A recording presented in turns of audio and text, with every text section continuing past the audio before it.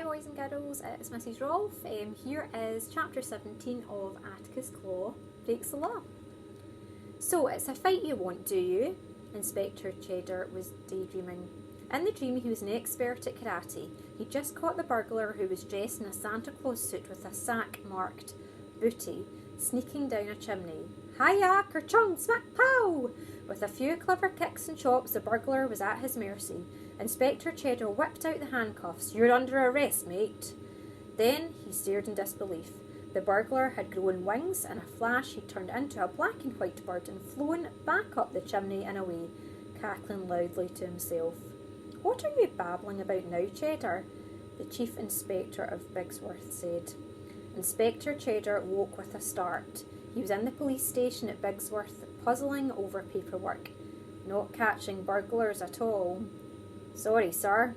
You should be, the inspector said. Your wife's on the phone. You need to get over to the school. The headmaster wants to see you now. Mrs. Cheddar was waiting for him in the headmaster's office, so were Callie and Michael. Dad, Michael cried as soon as he saw him. We know where the stolen jewellery is. It's under the pier, Dad, Callie said. In the magpie's nest, we saw it.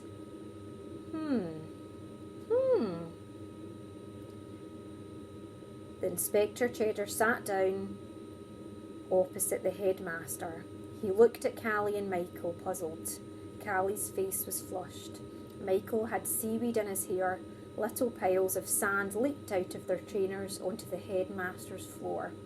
Inspector Cheddar couldn't understand it. They were clearly in trouble, but they both looked as if it were Christmas. I'm afraid your children ruined the entire school outing, the headmaster said. He was a kind man, and he didn't like telling people off, but spoiling the school trip was going too far, even for him. It seems they decided to go off by themselves to do a bit of detective work when they were supposed to be on the dodgems. But Dad, Michael protested, Mrs. Tucker was right. The magpies are involved in the burglaries. The headmaster interrupted. Luckily, the alarm was raised before they got too far. Mrs. Cooper, the Year 3 assistant, spotted them in Seashell Drive. We saw Atticus, Michael told him proudly. We followed him to the pier. He was having a row with the magpies, Callie gabbled. He'd taken off his handkerchief. Without the handkerchief, he answers the description the Pearsons gave of the cat they saw at the window, Michael explained. He's been working with the magpies. He's been taking the jewels. But don't worry, Dad, Callie said. He's not going to do it anymore. Obviously, this is quite a serious matter, the headmaster began. He changed his mind about being a burglar, Callie rattled on. He started to give things back. We followed him to Seashell Drive, Michael said. He returned the lady's emerald necklace. Callie swung her legs to and fro. We saw him, Dad. Normally I'd involve the police when a child goes missing, the head teacher said to Inspector Cheddar. Can't you see? Michael shouted. He's trying to say he's sorry. But as you are, the police, the headmaster gave up. He had never known such rude children. I think on this occasion I'll just let you handle it.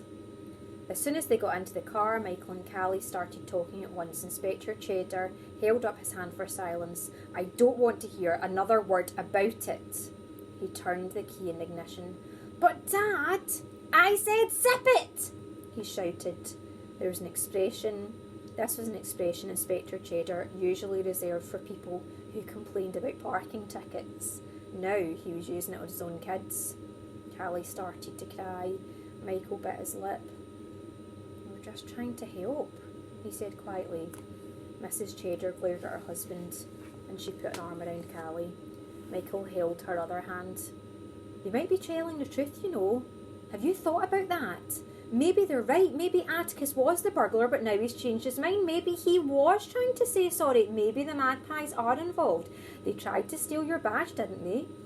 Inspector Cheddar gripped the wheel. Magpies? A nest full of stolen jewellery. He'd never heard anything so ridiculous in his life. Everyone had gone mad since Atticus, Grammaticus, Catipus, Claw arrived. He needed a cup of tea. A few minutes later, they pulled up outside number 2 Blossom Crescent. Mrs. Cheddar let them out in silence and drove off back to Toffley Hall for the final preparations for the fair.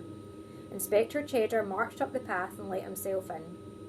He threw open the kitchen door and went to fill the kettle. Wow!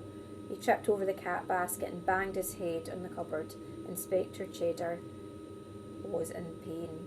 Atticus again. What was the cat basket doing there anyway? It was normally tucked away beside the fridge. He nudged it with his foot. Clink! Something clattered onto the tiled floor from beneath the spongy mattress. Inspector Cheddar stared. His wife's brooch. What was that doing in the kitchen? She normally kept it upstairs in a jewellery case in her bedroom. Inspector Cheddar bent down to pick it up. He examined the mattress. It was all lumpy and bumpy. Something else was hidden underneath. He picked it up gingerly. A tangled heap of jewellery tumbled out. His mouth fell open. Atticus, he whispered. His face went green. So the children were right. It was you all along. Michael and Callie stood in the doorway aghast. No! Callie cried. It's not Atticus's fault. We told you he was stealing for the magpies, but he doesn't want to do it anymore. He's taken the things back. He's changed his mind, Dad, Michael yelled. I promise you he didn't steal Mum's brooch. Just then, Atticus's head appeared through the cat flap, followed by one paw, then another. He looked down. Something was wrong. There were feathers on the floor. Run, Atticus! Michael shouted. Run! Atticus stared at the cat basket. The jewels blinked back at him. The magpies, they'd framed him. Quick, Atticus, run! Callie yelled frantically. Dad thinks it was you! Inspector Cheddar loomed towards him, hands outstretched. Atticus gulped. Inspector Cheddar's face had gone from green to red like a traffic light.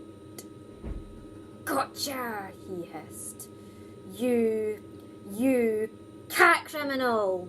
Terrified, Atticus tried to wiggle his way backwards out of the cat flap, but backing out of a cat flap is like reversing a car. It's much harder than going forwards, and he wasn't as skinny as he used to be. Mrs. Tucker was right, he'd been eating too many sardines. He pulled in his tummy and wriggled again. It was no use, he was stuck. Inspector Cheddar lunged at Atticus and grabbed him firmly under his armpits. He dragged Atticus into the kitchen, picked him up roughly and held him tightly under one arm. The children watched in horror. After all we've done for you, you miserable Moggy! Inspector Cheddar shouted. That is what you do to repay us? He whipped a set of handcuffs out of his pocket with his free hand.